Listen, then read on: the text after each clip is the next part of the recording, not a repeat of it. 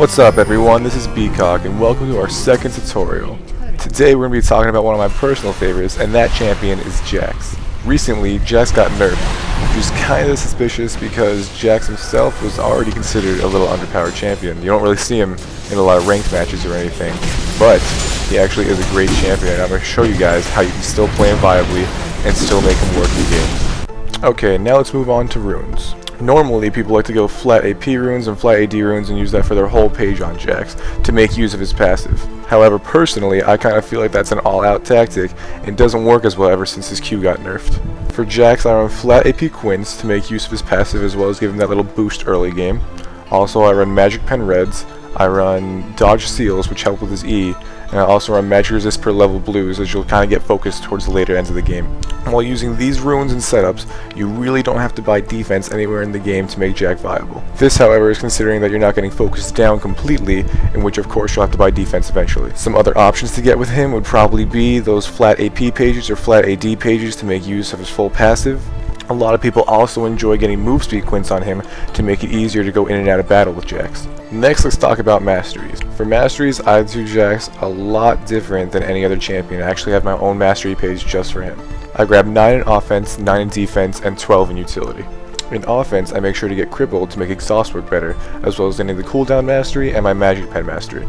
In defense, I get 2 in both resistance as well as hardiness. I get all 4 points in evasion so I can get those dodge procs more often, as well as getting nimbleness to help me move faster after I dodge proc. In utility, I make sure to pick up my bonus EXP as well as maximum buff duration. A lot of people might disagree with these mastery setups because a lot of people either like going 21-9-0 with Jax or 9-21-0 with Jax. I would definitely disagree with this though, because as Jax, whoever you're laning against, you need that bonus EXP and utility to either stay at the same level as them or get above them in level. Also, your bonus duration and buffs can help you a lot while you're trying to chase with that red buff. Alright, now normally I tell you guys what items to get at the way end of tutorials, but the certain items that you have to get on Jax are so important that it's more important to tell you at the beginning. To start off, you're going to get your boots and 3 health potions. Jax's sustainability in lane is so bad early game that you can remedy that by getting a little bit of health potions. Also, the extra movement speed helps you both juke as well as get in and out to land your Q. Ideally, on your first buyback, you want to finish your dodge boots as well as get your Bilgewater Cutlass. However, to get 2,600 gold on your first buyback is asking a lot from most people.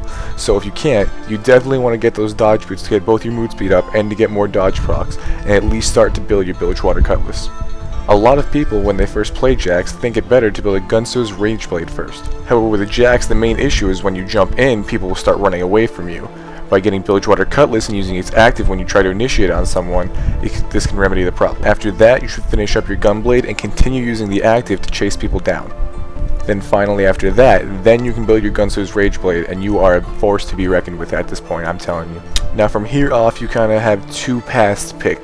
Although both don't differ that much, they both have a big impact on the game. If you find yourself getting focused down more, or if you find yourself being dying faster than you'd like to be, then you're going to go the defensive path. If you find yourself that you're stopping face and you're not dying that much, then you're going to go the offensive path. No matter which path you choose, you're going to buy a Wit's End first. This helps in both your magic resist as well as getting off your ults. From there, whichever path you choose, you're either going to build a Death Cap or you're going to build a Banshee's Veil. Building a Death Cap maximizes Jax's AP as well as maximizes his health. If you build a Banshee's Veil, however, it's one of the best defensive items in the game, and it'll help you both with health, magic resist, and it'll block a spell every 45 seconds, and that is pretty damn good. After that, no matter which path you pick, you're going to finish up with an Atma's Impaler. Atma's gives you 2% of your health because it's converted into attack damage, and for Jax and his passive, that works infinitesimally well. Alright, now let's talk about Jax's ability. Jax's Q is called Leap Strike, and it's probably one of the most versatile abilities that he has. Jax can jump onto any minion or champion, as well as any ally minion or champion, or an ally ward. If you jump on an enemy minion or champion, that does damage to them. It's also a gap closer. The only reason you would want to jump to an ally or jump to an ally's ward is to use that for an escape. Jax's Q is his early game poke, as one of his main source of damages. You're going to max this move first. Alright, now let's talk about Jax's W. Jax's W is simply a power steroid. It actually resets your auto attack, and when you use it, it makes your staff glow yellow. You can activate your W and then use your Q to jump onto someone, and it'll actually apply both damages to them. However, only use this technique if you're going to try to poke someone in your lane. If you're going to try to full combo with Jax, it's a little bit different, and I'll teach you how to do that in a second. Next, let's talk about Jax's E ability. Jax's E ability makes it so that if he dodges any enemy champion or minion's auto attack, that he has the next 7 seconds to stun the area around him. This ability makes it so that enemies can't run away from your team, because after your dodge proc, you can leap strike onto them and root them in place for a whole second.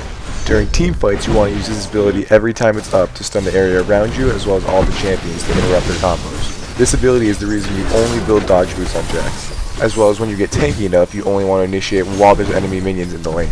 Also note that when Jax dodges an enemy minion or champion, that a blue circle surrounds him, telling you that you can use the ability. Now let's talk about Jax's ult. Every time Jax auto attacks or uses his W skill, his attack speed slowly increases with every attack up to 10 times. Also, in addition to that, every 3 consecutive hits on the same target, the third hit will deal bonus damage to that target. However, the ultimate doesn't even stop there. It actually has an active component, which gives you more magic resist when you activate it. Once you obtain this ultimate, farming with the Jax gets infinitesimally easier.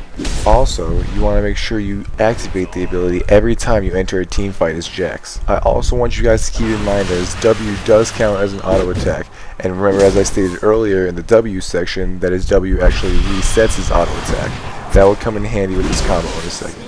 And last but not least, let's talk about Jax's passive. Jax's passive is every 1 bonus AP that he gets 2 bonus HP. And for every 1 bonus AD that he gets 3 bonus HP.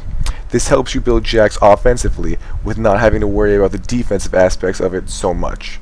Alright, and finally, like I've been promising all tutorial, I'm going to teach you guys how to correctly combo with Jax. I'm not going to lie to you, it's actually pretty goddamn hard to land early game, and without some slows on you. This is why building Gunblade first is ideal for Jax. You can see in these first 2 clips I actually mess up a little bit, because it's earlier game, I don't have my slows on me yet. Here's what you want to do though. First, you're going to jump in with your Q while you already have dodge procced an auto attack, so you're ready to use your stun. Then when you jump in, you're going to stun your opponent. Then you're going to auto attack him once. Then you're going to W once. And then you're going to hit him a 3rd time, and then your ult's going to come out. And that's going to give you your maximum damage. You can see me try to do it in this first 2 clips, and they kind of walk away towards the way end when I'm trying to hit my 3rd attack. This last clip is where I do it correctly, kinda. I catch Yorick on the turret while I have my dodge proc. So I jump onto him, stun him, and then for some reason I W first. It's just like an instinct, I don't know why. But I do get the last 2 attacks off, and then I get the ult off and I do my max damage. Remember, that's not actually the correct combo. You want to jump on them, stun them, auto attack once, then W, then auto attack again to get your ult. This makes the combo a lot faster. Alright guys, that's going to do it for my Jax tutorial. I hope I did a little bit better than my first tutorial. I think I did. I know some parts might have been a little bit dull. I'm going to try to work on that in the future. But for now, if you guys liked the video, please subscribe above. If you want someone specific to be for a tutorial, please comment below about who you'd like that to be. And then today, I'm going to do something a little bit different at the end. I have a lot of extra footage left over, so I'm going to kind of make like a little compilation at the end, if that's going to be cool with all you guys. And if you want to stick around for that, I'm going to throw some music with it. And thank you guys for watching. This is BCawk, and I'll see you all next time.